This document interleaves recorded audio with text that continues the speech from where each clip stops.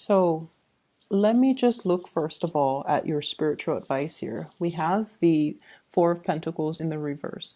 This is a card about holding on to the status quo, refusing to make any type of plans, any type of moves, any type of changes.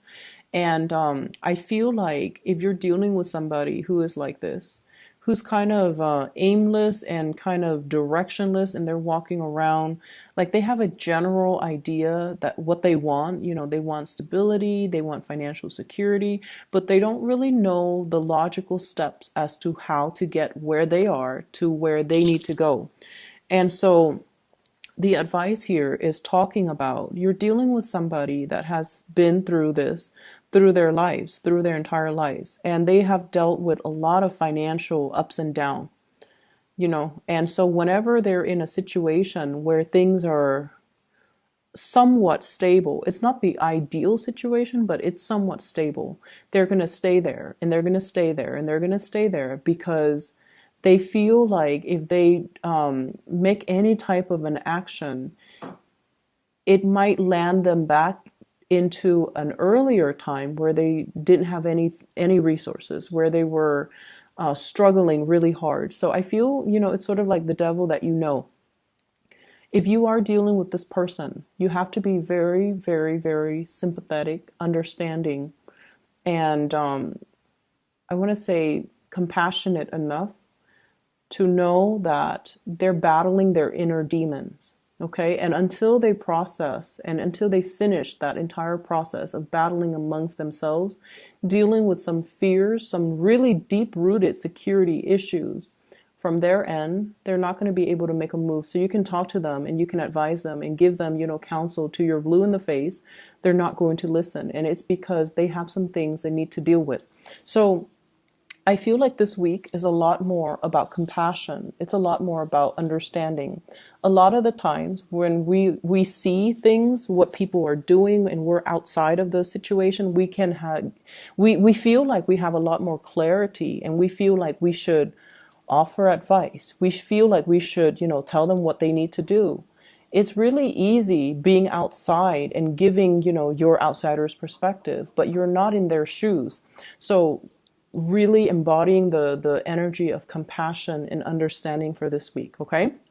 Not that you guys are not. I know that you guys are. But a lot of the times you want to interject, you want to give advice. And I feel like it might not be appropriate because you need to kind of like understand what the other person is struggling with or what they've dealt with that creates the person that they are today. And I feel like you might be too fast to give your 2 cents when it might not be appropriate for the other person, or they're not at a point where they're ready to hear it, okay? At the center of the spread, we have here the Ace of Cups, and this is a really, really big love that you have for another person. Reversed or upright, it doesn't really matter. When it's the Ace of Cups, it's sort of like a relationship that expands outwards, that changes people for the better, okay?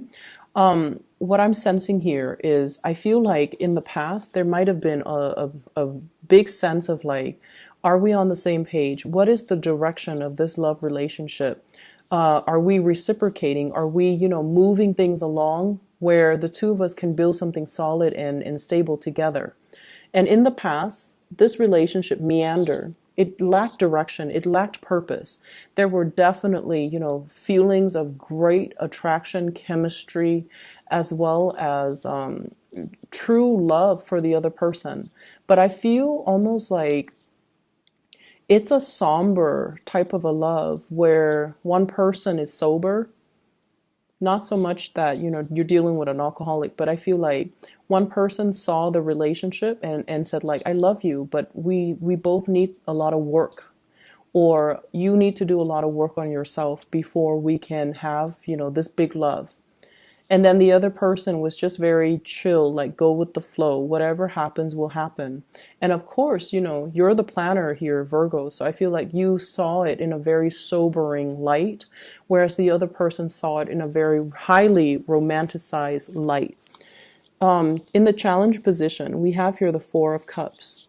The Four of Cups is sort of like, what else is there? Is there more to life? Is there more to this relationship? Is this it? Are we able to move forward?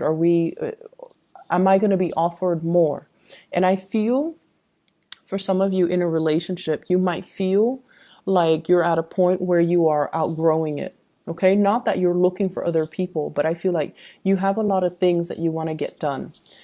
In the foundation, we have here the Knight of Cups, and I feel like you have somebody that really, really, really loves you, and it's to the point where you care about them. They don't have any faults, you know. They're really loving, affectionate. They're caring. They have really deep compassion. They're a really, really nice person, but for whatever reason, they're not internally motivated. They don't get things done. And I feel like it's sort of, in order for you to love somebody, you want somebody to take charge. You want somebody to, you know, not just sit there and let life pass away. You want someone who is productive. And I know that doesn't sound, you know, incredibly sexy, but I feel like for a lot of Virgo and people, you want somebody that, you know, just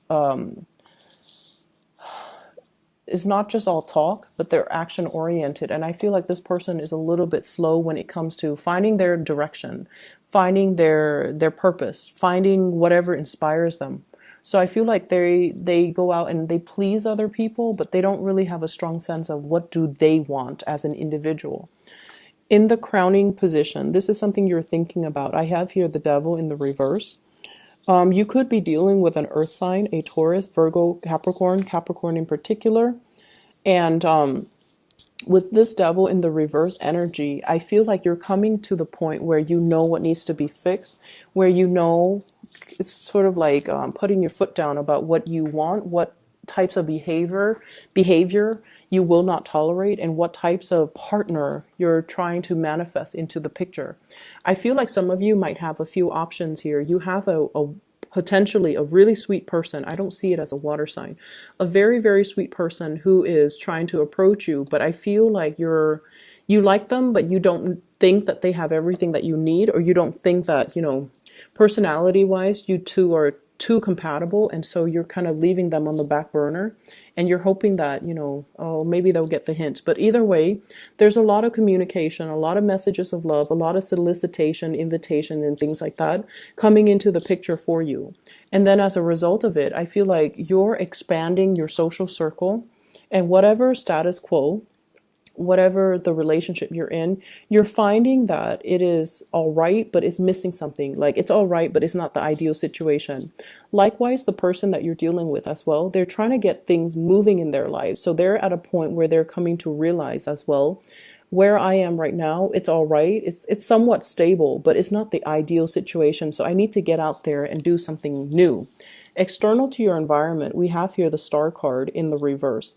This is sort of like the other person lacking in the imagination and lacking in that sense of, you know, what are my options? Let me go out into the world and explore. Let me do some type of internet-based searches. Let me do something that can really help me figure out where I want to go, because they have a very vague idea.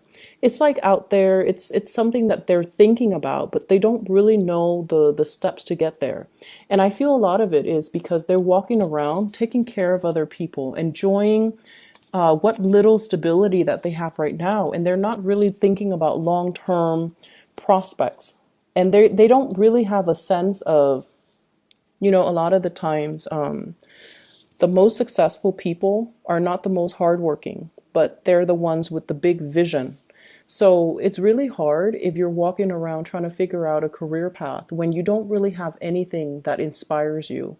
And some people, for example, they know from a very young age, you know, like 5, 6, 7 years old, I want to be a doctor, I want to be a lawyer, I want to be an astronaut, I want to work with animals. And so when they have really, really strong passions, either to teach, to take care of things, to take care of people, to build things, then it's really easy for them to find a career. But you're dealing with someone who doesn't really have these really strong drives, ambitions, passions. And so they might have, you know, they might dabble in many, many things. We see like the 8 stars here, but they don't have that one thing, that one common purpose. And until they find it, they're going to be kind of aimless and directionless, and their lives will meander, and they will, you know, take up many, many jobs and hop around, but never finding that true calling. And that's what's happening right now, I feel, with somebody that you're dealing with. And it's easy for you to give them advice, Virgos. It's easy for you to do it, but they have to kind of like find their path, okay? I do want to pull up a card here. What are they going to rest upon? Like, what are they going to decide?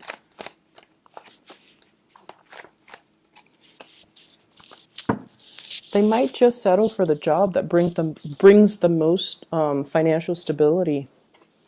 Okay, they might just like juggle between the two jobs. And I feel like you're dealing with someone who has been dealt some really bad financial blows, okay? And as a result of it, they just want that financial security. And once you get to that point where you can afford a certain standard of living, when you're not constantly in survival mode, that's honestly when you have the luxury to kind of look at and really look at your life outside of survival mode.